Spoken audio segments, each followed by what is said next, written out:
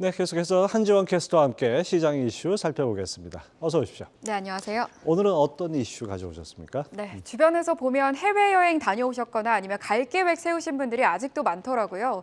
그만큼 항공주 섹터에 관심을 가져봐도 좋을 것 같다는 생각이 드는데 항공업계에 좀 지각 변동이 일어나고 있다고 합니다. 팬데믹 이후에 대형 항공사들보다 이 저비용 항공사들의 수혜가 기대 이상이라는 평이 나왔는데요. 두 달 사이 LCC들의 합산 시총이 36%나 증가했다고 하더라고요. 이제는 대형 항공사보다는 LCC 쪽에 더 관심을 둬야 하는 건지 아니면 좀 일시적인 건지 관련된 내용들 짚어보도록 하겠습니다. 네, 최근에 해외여행 다녀왔다는 분들 참 많으신 것 같은데요. 해외여행 수요는 여권 발급량으로 또 체크할 수 있죠? 요즘 어떻습니까? 네, 지난해 하반기부터 방역이 해제되고 또 입국 규제가 완화되면서 국제선 수요가 빠르게 회복되고 있습니다.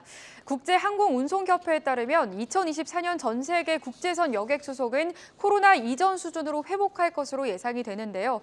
해외 여행 수요 동향을 가늠할 수 있는 선행 지표인 여권 발급량은 지난해 연말 기준 코로나19 이전에 60% 수준까지 회복을 했습니다.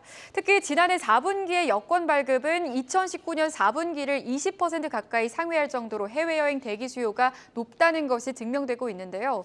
지난해 10월 무비자 입국 허용과 PCR 검사 의무화 중단 발표 이후 일본 노선 회복세가 두드러졌던 만큼 12월과 1월에는 일본 노선의 수송량이 코로나19 발생 이전인 2019년을 상회하기도 했습니다. 네, 일본 여행 수요가 아주 급증했다는 얘기 많이 들었던 것 같은데 근데 거꾸로 1월에는 약간 주춤했다고요? 네, 맞습니다. 지난해 말부터 항공 수요 회복을 끌어올릴 수 있었던데 가장 큰 기여를 한 국가가 바로 일본이죠. 일본 여행객 수요가 폭증하면서 진에어 같은 경우에는 15분기 만에 흑자로 전환을 했는데요. 이제는 다시 일본 여행 수요가 다소 주춤한 모습입니다. 하지만 이번에는 중국을 기대해봐도 좋겠습니다. 중국발 입국자들의 코로나19 양성률이 1%대로 낮게 유지가 되면서 정부는 단기 비자 발급 제한 조치를 조기 해제했죠. 이미 2월 11일에 발급이 재개됐지만 비자 신청에서 발급 그리고 실제 입국까지는 시차가 걸릴 것으로 전망하고 있습니다. 또 항공 편수가 제한적이기 때문에 중국발 입국객이 크게 늘지는 못한다고 판단되는데요. 중국 측에서도 이 중국행 한국인의 비자 발급 정상화를 적극 고려하겠다고 발표하면서 이 중국발 수요도 기대해봐도 좋을 것 같습니다. 네, 아무래도 이제 좀 가까운 나라들을 많이 가다 보니까 LCC 쪽은 아주 실적이 좋아지는 것 같은데 양대 국적사는 그 부분 약간 차이가 있는 것 같아요. 네, 그렇습니다. LCC 업계 전체로 보면 여객은 2019년에 70%까지 회복을 했는데 상위 3사 기준으로는 이보다 높은 78%를 기록을 했습니다. 2019년 국적 LCC 시장 점유율 11%였던 이스타항공이 법정 관리에 들어가면서 이 공급에 공백이 생긴 부분을 상위 업체들이 가져가고 있는 건데요. 또 양대 국적사의 증편이 예상보다 더딘 상황이라는 점도 살펴보셔야겠습니다. 이미 화물에서 더 많은 이익을 내고 있었던 만큼 이들의 국제선 공급 확대는 장거리에 집중되어 왔는데요. 이에 따라 2019년 1월 대비 회복은 대한항공이 51% 그리고 아시아나항공이 46%에 불과했습니다. 이러한 차이는 근거리일수록 더 분명해지고 있죠. 일본 노선의 경우 대한항공이 39%인 반면에 제주항공은 94% 그리고 진에어 같은 경우에는 108%, 티웨이가 85%로 추산되고 있는데요. LCC들은 이스타뿐만 아니라 양대 국적사의 근거리 여객 수요 역시 흡수하고 있는 겁니다. 그런 만큼 이제는 항공업계 판도가 좀 뒤바뀌고 있다는 시각이 우세한 것 같습니다. 네, 그렇다면 국제선 점유율 변화가 많을 것 같습니다.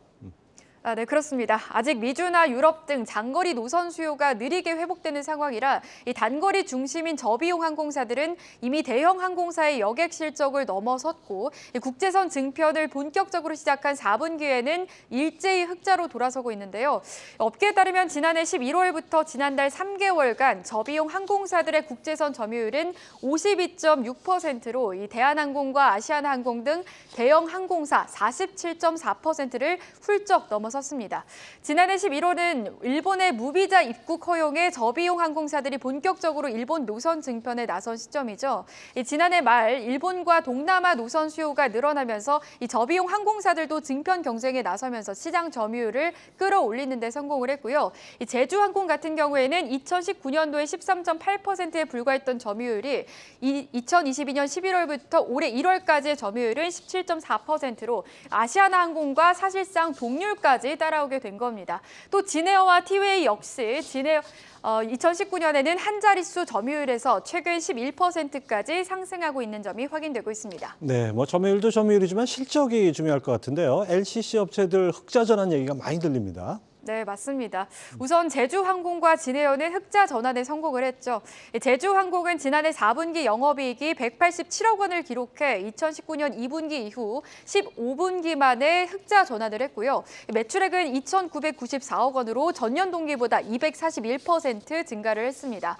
진에어 역시 코로나 이후 LCC 업체들 가운데 처음으로 흑자 전환에 성공을 했습니다. 진에어는 지난해 4분기 영업이익이 116억 원을 기록하면서 5분기 만에 적자 탈출에 성공을 했고요. 매출은 2,254억 원을 기록을 했습니다. 이 양사와 마찬가지로 일본과 동남아 등이 주요 매출처인 티웨이 항공도 호실적을 낼지 기대감이 높았었는데 이 티웨이 항공도 실적이 개선되긴 했지만 적자 탈출에는 실패를 했습니다. 티웨이 항공 같은 경우에는 매출액이 2,140억 원을 기록을 했고요. 영업이익은 영업 손실을 기록을 했습니다. 37억 원을 기록을 했네요. LCC 항공사들은 지난해 4분기 실적 개선에 힘입어 올해에는 실질적 흑자 전환을 이루겠다는 목표를 내세우고 있습니다.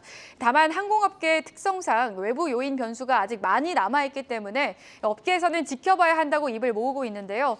여전히 외부 요인들이 많이 남아있어서 실질적 적자 탈출은 서서히 될 것이라며 환율이나 유가 등이 고점 대비 낮아졌지만 아직 코로나 이전 대비 높은 수준이라고도 설명하고 있습니다. 네, 코로나 3년 동안 고생 많이 한 항공사들 올해는 좀 기지개 켰으면 좋겠습니다. 한재훈 캐스터 잘 들었습니다.